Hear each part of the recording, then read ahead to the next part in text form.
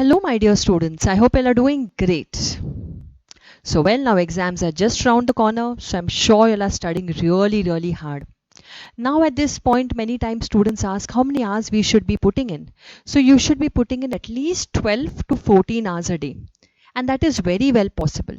Just try to start in the morning. If you start in the morning, early in the morning, it gives you a very good kickstart for your entire day's studies. Okay, and morning studies are more effective also. So if possible, try to do that. Otherwise, whatever it is, see that 12 to 14 hours effectively you're putting in now. And try to do at least 4 to 5 subjects a day. Don't try to do only one subject in the whole day. For other study relating techniques, I had already put the A to Z techniques. You can actually go through that video. You can see and use those techniques. They are very, very effective. Okay. Well, today's video that I'm making is for your accounts, advanced accounts and auditing, your amendments which have come in the RTP November 20. This is for your old and new syllabus both. The number of amendments are not too many, so you can kind of, relax, not too much. Some of the amendments have been carried forward from your May 20 RTP. Okay, so I'll explain to you how you have to go about it. So the first subject I have is now accounts. In accounting, we have got just basically 7 amendments which are there. Out of the 7 amendments, understand carefully, Schedule 3 related one amendment is there, which is very simple amendment, that wherever we used to write fixed assets, right? Fixed assets for our, under our assets, don't write fixed assets, use the word PPE, that is property, plant and equipment. Okay, so this we already know. And even managerial remuneration related small, procedural changes happened. Then some companies like startup companies are exempt from making cash flow statement, that amendment. And we have got your AS11 one small amendment which is only for new syllabus. uh, for accounts. In advanced accounts, it is also for your old syllabus. I'll come to that later. So AS11 new syllabus, there's one small amendment. So all these 4 amendments have already been covered, and that video is on YouTube, and I will make it available in the link in the description box. Okay, so please cover that from the May 20 amendment lecture, which I will be attaching along with this. Okay, then second thing that you have to understand is your debenture related amendment. So yes, in your debenture chapter there is a amendment about 10% of your debenture redemption reserve that you have to create. How it is done, what is done, what are the small amendments which are there, that also lecture is already uploaded, and I have covered it entirely in detail, so you can see it directly from YouTube. I will attach that link also over here. Okay, so then what we have to do today? So today we have to do this one more small change, which is about your higher education cess. Okay, earlier the higher education cess was 3%, now it has been made 4%. So because it has been made 4%, your DDT rate has changed. Your dividend distribution tax or your corporate dividend tax rate has changed now. Now when we calculate, we are going to be taking the base rate of 15%, plus we will be adding the surcharge of 12%, plus we'll be adding our cess of 4%. So that makes the effective rate to be 17.472%. Please be careful about this small amendment. Okay, but because sometimes you have hidden adjustment in the sums, you have to create your DDT. You have to make dividend distribution tax liability. So for that, you please take care of this rate. It is now 17.472%. 15% plus 12% surcharge plus your 4% cess. So this is one. Secondly, I've got in my bonus shares. Okay, the chapter of bonus shares that we have, in that we have got some SEBI related, some regulations have come out. So relating to bonus shares, some new regulations are there. This will not be hampering your sums as such, just theory part is there. So we have got 3 regulations which have come. Well, because we're talking about SEBI guidelines, they will apply only and only to listed company. Okay, so listed companies, whenever they are issuing bonus shares, they have to take care of these 3 regulations. Regulation number 293, 294 and 295. Okay, so what are these regulations? You can get a small maybe theory question from here. So very easy points are there. So let us understand them. The first one, what are the conditions for bonus issue? So now, whenever you're making bonus issue, companies are issuing bonus shares, it always has to be authorized by articles. We are aware of that, right? It should be authorized by the articles of association. If the articles do not authorize it, then in that case they will pass a resolution, the company will pass a resolution at the GM, correct, because then they will have to kind of amend the articles, making provisions in the articles for capitalizing the reserves. So they should be covered in the articles of association, this provision. If not, then it will be amended in your GM. That is my simple point. Secondly, they should have not defaulted. Now, not defaulted in what? Two things you should have not defaulted. First, they should have not defaulted in paying interest, principal on fixed deposits, debt, securities, debentures, which are there. See, it is not good that you are not paying your debenture holders interest, principal in time, and here you are giving bonus shares to your shareholders. So that is not correct. So if they have defaulted in that, or they have defaulted in paying the employees' dues, okay, statutory dues of employees, which is your PF, gratuity fund, etc., bonus, and all these things, which by law you have to pay. If you're not paying that and you're just giving bonus, then that is not correct. So if you have not defaulted, then only you can give bonus over here. Okay, so this is what point comes here. Fourth point we have is they should be fully paid up shares. We know this. Okay, this was always there, this condition. And the last one is that new condition which has come. The promoters, any of the promoters of that company or directors is not a fugitive economic offender. So what is this fugitive economic offender? So everybody knows about Vijay Mallya, what he has done, right? We know about Nirav Modi, what he has done. So they have, swindled the funds from our country and they have gone abroad. So we have declared them as fugitive economic offenders of our country, okay, who have run away from India. So if at all your company is having a director or promoter being this, there's a list of fugitive economic offenders of India. So if any of those companies are there where your promoter or director is a fugitive economic offender, then you will not be allowed to give bonus shares. That is what the condition is. Okay, so these are my 5 conditions for giving bonus shares. Apart from that, now there are some restrictions also on bonus shares. Now, what are the restrictions? First of all, we know that whenever you declare bonus shares, okay, you are giving bonus shares on your equity shares. Of course, we know that. But suppose you have got some convertible debentures. You already have convertible debentures, which maybe after 4 years, 5 years, 10 years, they are going to get converted into equity shares.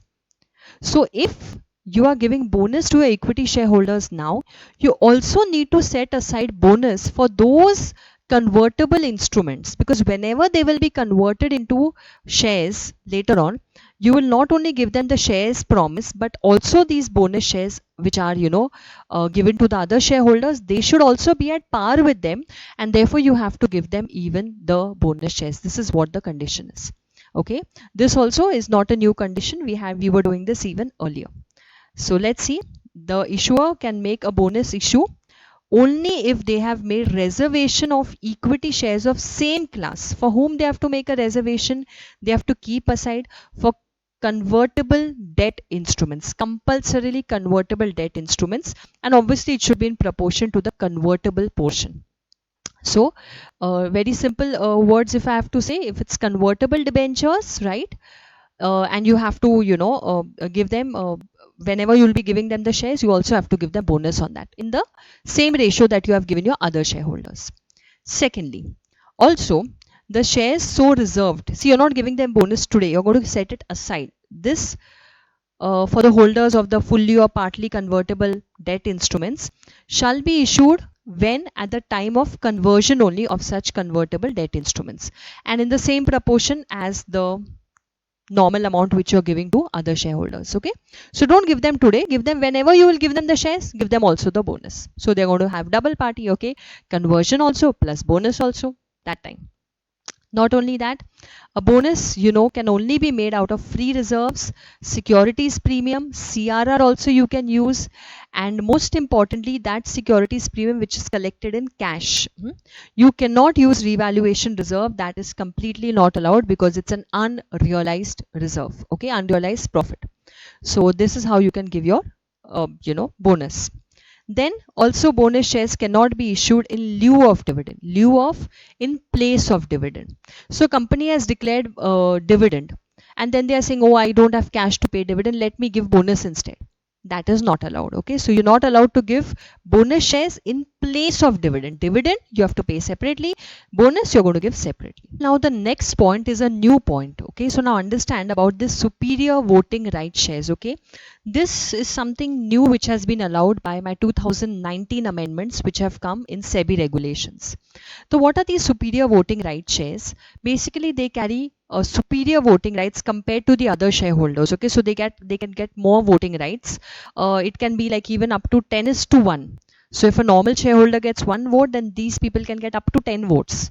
Per share. That is how it is. And this can only be given to the promoters or the founders of the company. Okay, this is what is special about these SR shares. Superior voting right. Okay, so they have the first voting right or more voting rights than the others.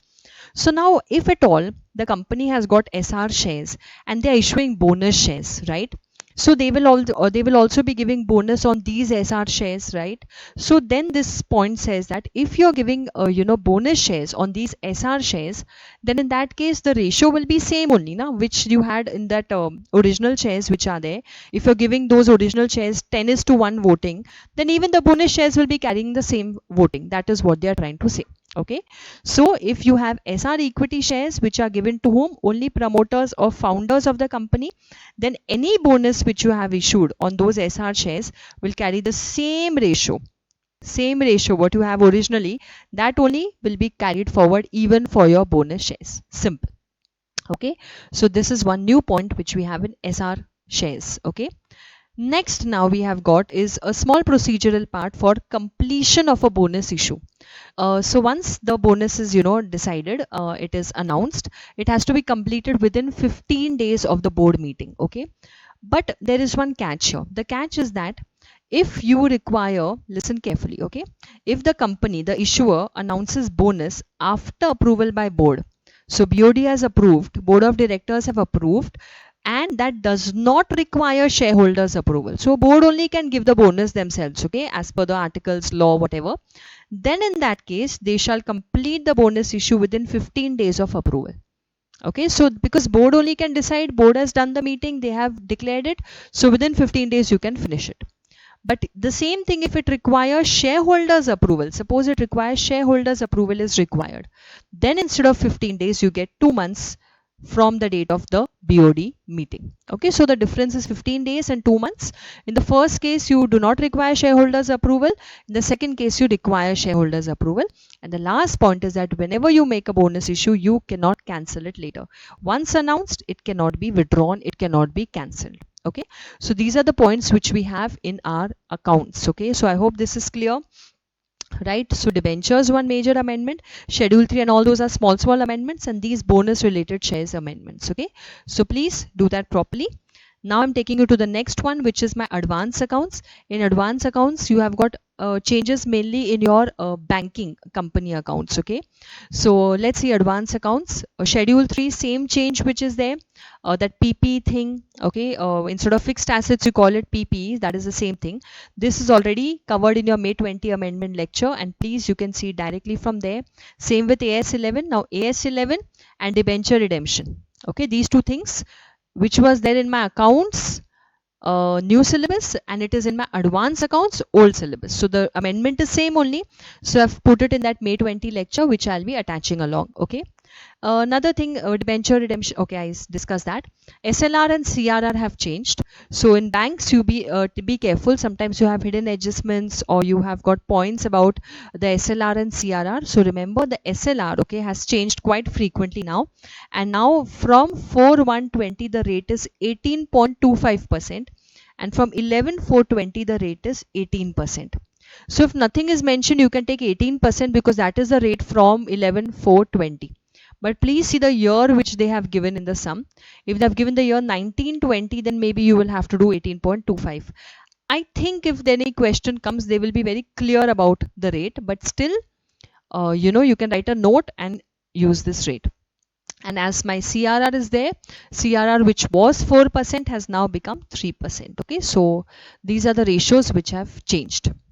Then Another small thing we have got is when you are selling securities which are in HTM category, held to maturity category. When bank makes investments, they can have investments in HTM, means they are planning to hold it till it matures. Okay, so it's like a long-term investment, right?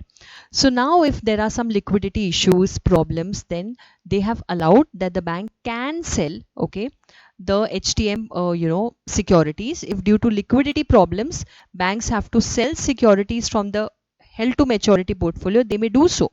But of course, they need to take permission of the BOD, and they should also give the reasons why they are selling it. Okay, so that is what is there. And then what will happen when you are selling? There will be profit or loss on sale. What is to be done about that? So if there is a profit on sale of investment, that profit on sale of investments will be first taken to the P&L. Once it goes to the P&L, then you also going to know every year you make your statutory reserve, right? So you are also going to create your statutory reserve. Thereafter, the amount will be appropriated as per, the statutory reserve requirement. And once that is done, then the profit will be appropriated to capital reserve. But that will be only after the appropriations are made. So I think it's not very clear. Basically, what I'm saying is, first you take it to your P&L, so you'll get your profit for the year. Then profit for the year, we transfer amount to our statutory reserve. You do that also. And thereafter, then the profit is going to be transferred from P&L to the capital reserve. Okay, so this is how you have to go about it. Okay, so this is the way it works. And if there is a loss, then loss will be recognized straight away in the P&L. That's simple. And then one last thing we have got, NBFC related thing, which is only for my new syllabus. In NBFC now, earlier we had got 3 companies, okay. One was your asset finance companies, AFC, loan companies, LC we call them, okay, and investment companies. All 3 of them have got merged now into only one type of NBFC we have now, that is called NBFC ICC. This is the new category, investment and credit company. Okay, so because they have merged your 3 types of NBFCs into one, so obviously there have been some little changes in your directions and all which are there of RBI directions are there now, non-systemically important, systemically important, right? All those deposit taking, non-deposit taking, all of those things have got a little bit changed now. But frankly, you don't have that much in detail. You just need to know that they have all got merged into now NBFC ICC. Okay, so please take care of that. And it's a procedural part, so nothing much for you at least, but that's how it is. And the last one now we have is your auditing. In auditing, only one amendment you have, old syllabus, new syllabus, whatever, just one amendment, that too relating to my law. Basically in law, for we know that as per section 53, companies cannot issue shares at a discount, right? But what if they issue shares at a discount? Then there would be some penalty on them. So what is the penalty? The penalty amount is given over here. That penalty has changed, section 53. Because this is a change, this is extremely important. This can come as correct, incorrect also. It may come in your MCQ somewhere or the other. I'm expecting this is going to come, so please do this properly. Okay, so if you have issued shares at a discount, which obviously you are not allowed to do as per law, then what is the punishment? Then the company and every officer who is in default, okay, company and every officer in default is punishable with, 1, they have to pay a fine which may be extend to amount equal to the amount raised by way of issue of shares at a discount, or rupees 5 lakh, whichever is lower. So it is the amount which is lower of your amount raised. So if you have issued shares at a discount and you have raised 50 lakh rupees, okay, by issuing at a discount, so 50 lakh or 5 lakh, whichever is lower. So it will be 5 lakh in my example, okay, amount raised by issue of shares, or 5 lakh, whichever is lower. Okay, so the maximum amount is anyways going to be 5 lakh only. Okay, this is the way it is, the thing. But that's not enough. That 50 lakh which you have taken, you have issued shares and you have got the money, this is not the money which you can raise, it's void. So you will have to refund that entire 50 lakh, plus you will have to pay interest also. That is my next punishment. And they will be liable to refund the amount received with 12% interest from the date of issue of the shares. because it's avoid the issue.